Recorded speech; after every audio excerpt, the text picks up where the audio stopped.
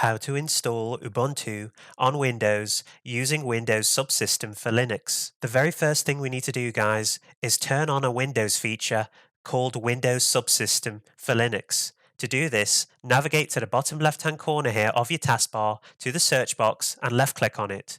Once done, type the following: turn Windows features on or off. Once you've typed that in, guys, the best match should be turn Windows features on or off in the control panel. To open it, navigate to the right hand side here and left click on open. Once done, a small window will open called Windows Features, and as you can see it says turn Windows features on or off. To turn a feature on, select its checkbox. To turn a feature off, clear its checkbox. A filled checkbox means that only part of the feature is turned on. Again, guys, the Windows feature that we're looking for is Windows Subsystem for Linux. So I'm just going to navigate all the way down here to the very bottom, as that's where it will be. And as you can see, guys, Windows Subsystem for Linux is right here. To turn it on, we need to check mark the box right next to it by simply left clicking on it. Once done, simply left click on OK. Windows will then apply the changes you have just made to this particular Windows feature. And as you can see, Windows Features says Windows completed the requested changes.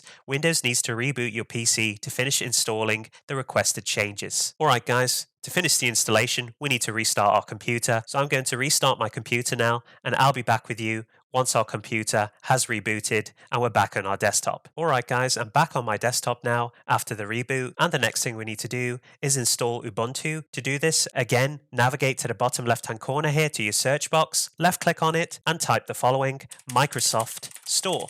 Once you've done that, guys, the best match should be the Microsoft Store app. To open it, navigate to the right-hand side here and left-click on Open. Once you've done that, guys, your Microsoft Store will open. Once the Microsoft Store has opened, navigate to the top right-hand corner here to the search button with the magnifying glass and left-click on it. Once done, a search box will open and type the Linux operating system Ubuntu.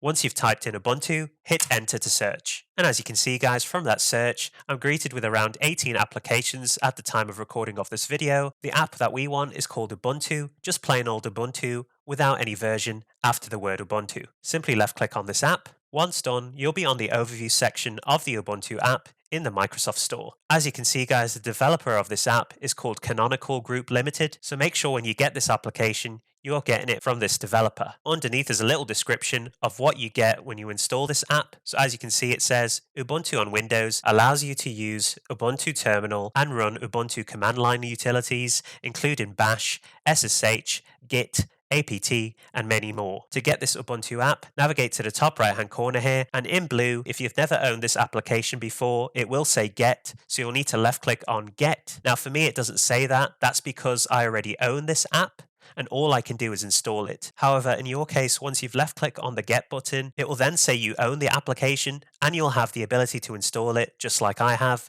To install the app, simply left click on the install button here. As you can see, guys, Ubuntu is now being downloaded from the Microsoft Store, and I'll be back with you guys once the Ubuntu app has been installed. Alright, guys, as you can see, the Ubuntu app has now been installed, so we can close out of the Microsoft Store now. Once you've done that, you'll be brought back to your desktop. You now have the Ubuntu app installed on your computer. So to open the app, all you need to do is navigate to the bottom left-hand corner once again to the search box, left-click on it, and type Ubuntu. And as you can see now, guys, we've got an application called Ubuntu. To open it, navigate to the right-hand side here and left-click on Open. And as you can see, guys, the Ubuntu Linux terminal will open. And as you can see, it says installing. This may take a few minutes, so I'll be back with you guys once Ubuntu has been installed onto our computer. Alright, guys, Ubuntu has now been installed, and as you can see at the very top here, it says please create a default Unix user account. The username does not need to match your Windows username. For more information, you can visit this link. Enter a new Unix username. Again, guys, this username is strictly for Ubuntu Linux. It doesn't need to match your Windows username. It can be anything you want it to be. So I'm going to pick a Unix username now. I'm going to call it Websplaining. Once you've picked a name, hit enter. You'll then be asked to enter a new password for this Unix username. So I'm going to enter one now, guys. Alright, so once you've entered your new password, hit enter, and you'll be asked to retype your new password, which I'm going to do now. Once you've retyped your new password, hit enter again. And as you can see guys, you'll be greeted with a welcome message which says, "Welcome to Ubuntu," and at the time of recording of this video, the Ubuntu app gives you Ubuntu version 20.04.2 LTS. Alright guys, so we've successfully created our UNIX username and are logged into our Ubuntu terminal. The next thing I want to show you is how to navigate your directories or folders in the Ubuntu terminal. So the first command I recommend typing is the print working directory command, which is simply 3 letters, pwd, and hit enter. So as you can see guys, the current directory that we're in is /home/websplaining. Great, so let's pick a directory that we want to go to on our computer. So for this video demonstration, I'm going to pick our desktop. So I want to navigate from the current directory that I'm in to my desktop directory. How do we go about doing that? Well, the first thing we need to do is navigate to the drive which has our Windows operating system installed on it. To do this, type cd to change directory, space /mnt, which stands for mount, and then hit enter. We'll now be in the /mnt directory. To list all the drives or disks which are mountable on your PC, simply type the 2 letters ls and hit enter.